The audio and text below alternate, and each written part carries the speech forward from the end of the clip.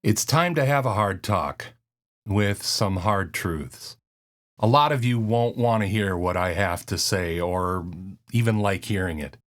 If you don't, this video was made pretty much especially for you. But trust me, by the end of this video, you'll hopefully feel a little bit better about it. Oh, can I get a smile? Oh, you'd be prettier if you smiled. It's beautiful out. Why don't you smile? Come on. First, repeat after me. I have no talent. I have no talent. Here you go.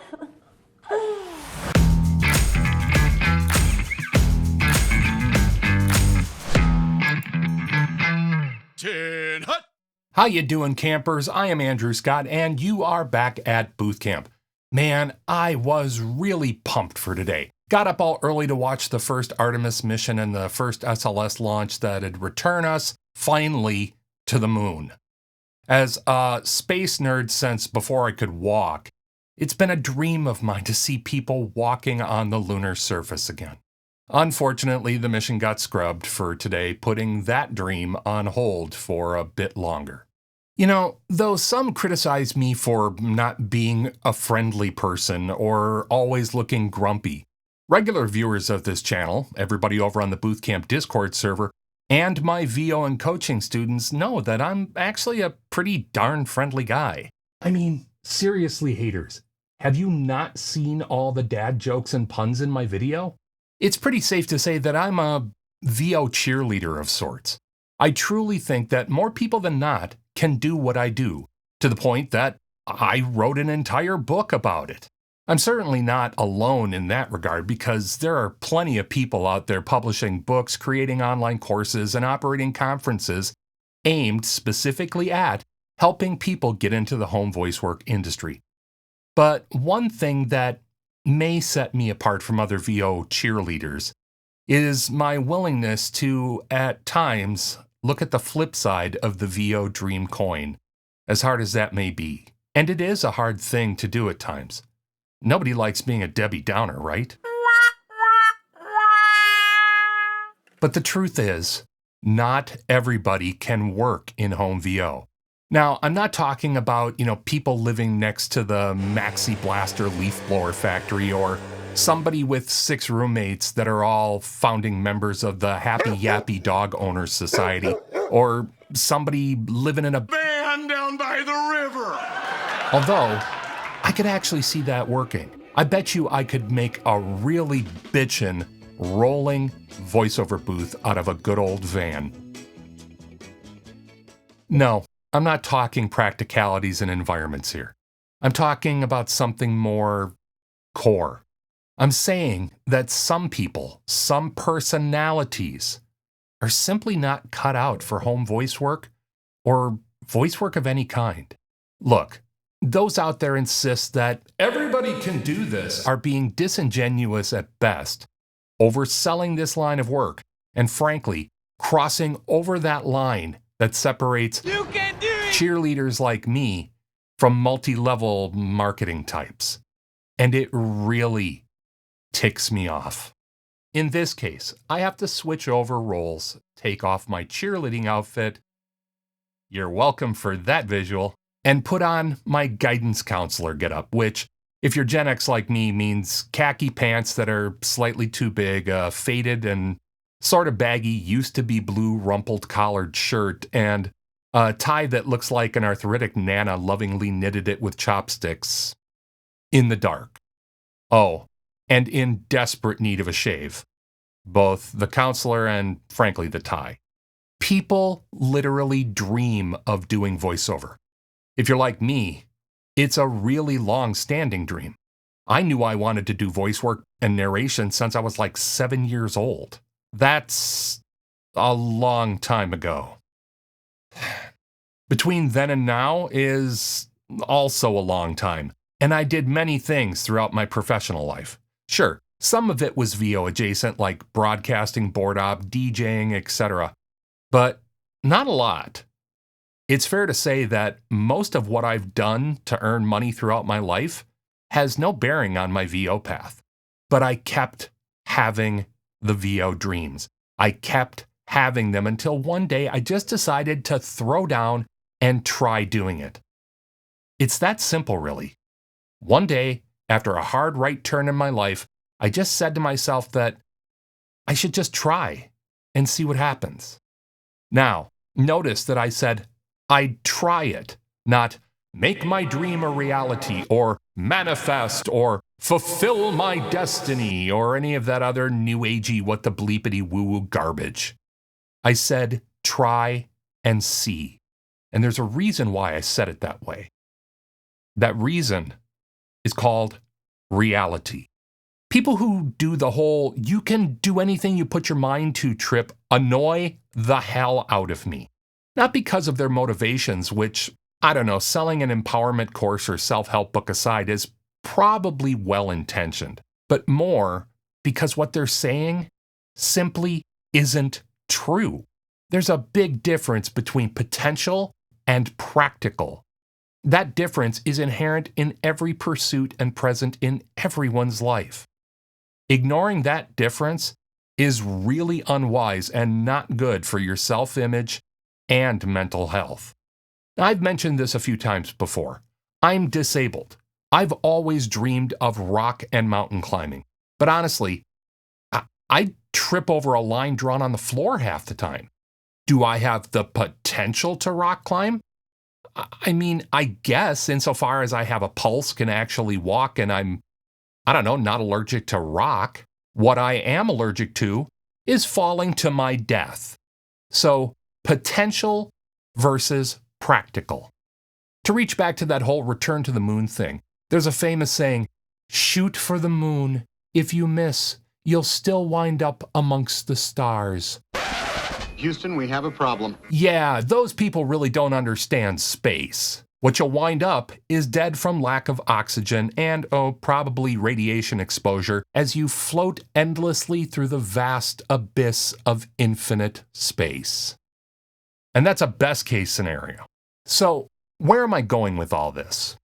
Look, there are times when, as a VO coach, I have to be that Debbie Downer and tell people that they really don't have what it takes to do this. It could be for a number of reasons. But the issues or types of people are really three that are common. So let's touch on those.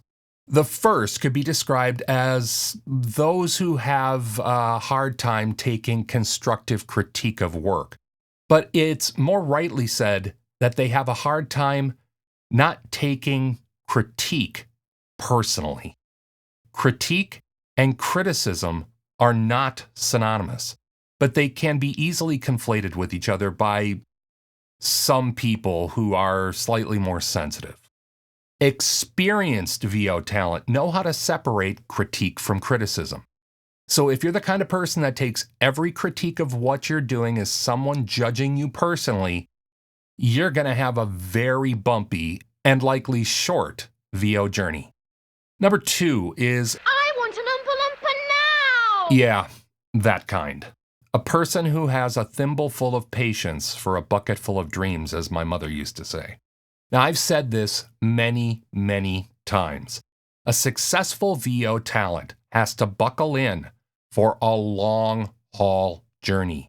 Even those of us who kind of hit the industry with some success right out of the gate, hit slowdowns and dead patches, for sure. Regularly. So if you get impatient easily or get bored with trying to no avail over and over again, or can't see swinging and missing as a valid form of batting practice in the end, this business isn't for you. Now, this last one is a bit more prickly, but it needs to be said, so sorry in advance, I guess.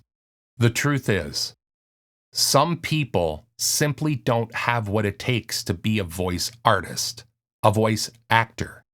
There's a reason why we often refer to people in the booth as talent. You kinda need to have some. Now, this word talent is a bit amorphous, right? Really briefly, the origins of the word have roots that trace back to 2 older Greek words, daimon and talenton.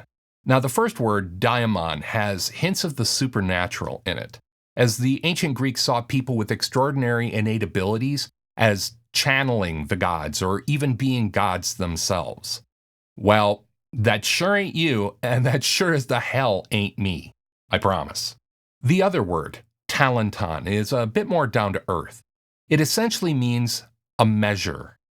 And the word that eventually turned into the common version that we know today, talent, i.e. somebody really good at doing something, used to actually be a standard form of measurement, mostly for weight of precious metals like gold or silver, but also could be used for something like manual labor.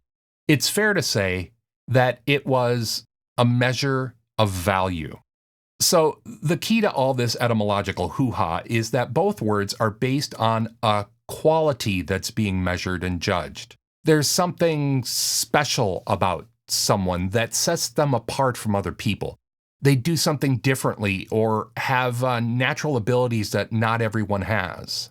And, truth be told, not everyone is talented. Not everyone has that special something that makes them stand out or shine or even be effective at something. Not everybody has that special sauce that makes others go, wow. But how much of that special sauce does a person need for success in VO? Well, that's arguable. I personally believe that those that are naturally gifted at something have what? Innate special sauce? No, that analogy makes me uncomfortable. But skill can be taught. Craft can be practiced and mastered. And talent can be nurtured. As I've so often said here on this channel and elsewhere, I believe that more people than not can do this VO thing to one degree or another. But yeah, some people will be naturally better at it than others on the mic. But that doesn't mean that what you're able to do right now is garbage. If you can talk, you can likely VO, bro.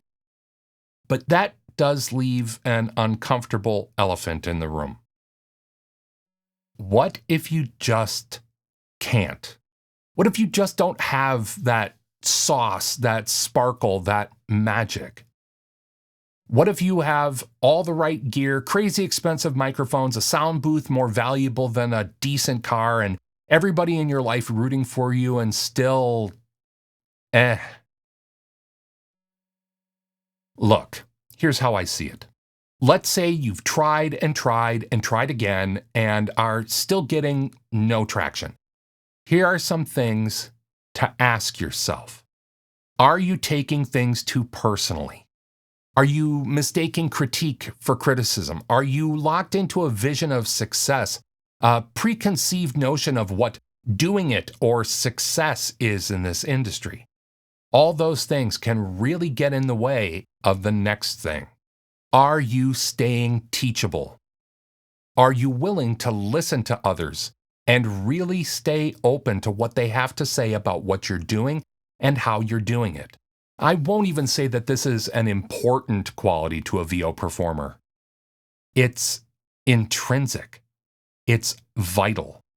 Are you willing to take acting classes, speech lessons, improv practice? A lot, and I mean a lot of that magic special sauce isn't magical at all. It's practical. It comes from practice, from study, from being willing to be measured.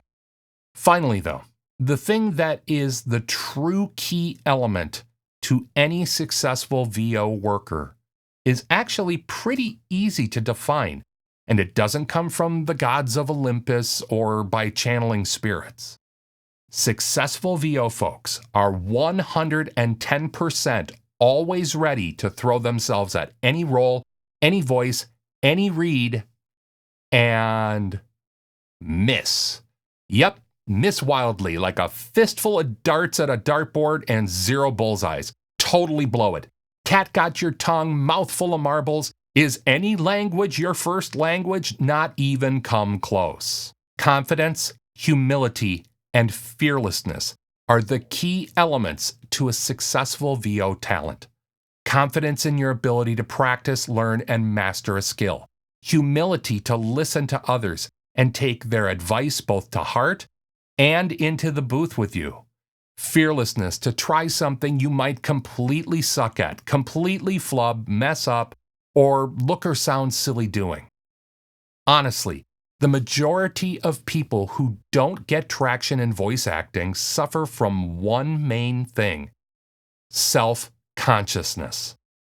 They let themselves feel dumb or goofy. They let their personality, their pride, or their sensitivities stand in their way. If you can get out of your own way, you can probably do this thing. But honestly, if you can't, there are other ways to be creative in the VO space. Be an editor, be a script writer, do Foley work or field recordings, be a gear tech. But honestly, I'm all of those things too. And I'm telling you, VO is more fun. I got a feeling though, that if you've come this far, you've watched the video to here, and you're being truly honest with yourself about your personality, your sensitivities, your hang-ups, and your willingness to learn, you've got at least some of what it takes. And that can be nurtured. The kind of people who don't have it in them normally wouldn't even consider this kind of work, let alone get this far into this video. Voice acting really only appeals to people who can visualize themselves doing it. There's probably a reason why they do. It's this special thing inside them, and it wants to get out. I did say at the top of this video that I have at times had to be that Debbie Downer and tell people that they, in my opinion, don't have what it takes to do home voice work. Now, that's a true statement, and I didn't enjoy doing it. But honestly, that one person out of the dozens of people I've coached over the years didn't have it. They simply couldn't get out of their own way, accept critique, and learn from it. Some people are just like that, and I'm sure you know a few. I'm also pretty confident that you're not like that. If you were, you likely wouldn't have watched to this point of the video. That's being teachable. That's being curious. That's being open. That's a solid small step. And that's a giant leap for your home VO dreams. Anyway, that's what I got for you this time. If you found any of this helpful, please do me a favor, do the like, click, subscribe thing. I'd really appreciate it. And come join us on our Discord server. Really, we're all there pulling for each other and helping each other and encouraging each other. And more than anything, being real with each other. But until next time, everybody, I'm Andrew Scott, and you have been at Booth Camp. See you later, everybody. Bye-bye.